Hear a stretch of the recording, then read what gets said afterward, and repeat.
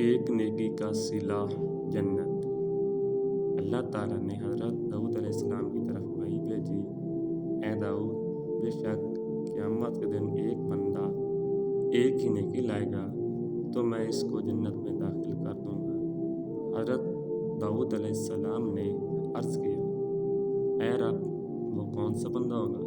ارشاد فرمایا، تشریح، وہ مومن بندہ ہوگا کہ جو کسی اپنے مومن بھائی کی حاجت کے لیے دوڑ کر چلا اور اس کی خواہش یہ تھی کہ وہ حاجت مومن کی پوری ہو جائے، خواہ اس سے وہ حاجت نکلے یا نہ نکلے۔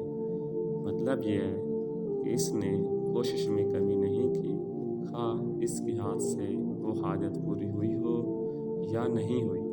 تو گویا مومن کی حاجت پوری کرنے میں کوشش کرنا ایسی نیکی ہے جو تنہا ہی میں جنت میں لے جانے کی ضامن ہے۔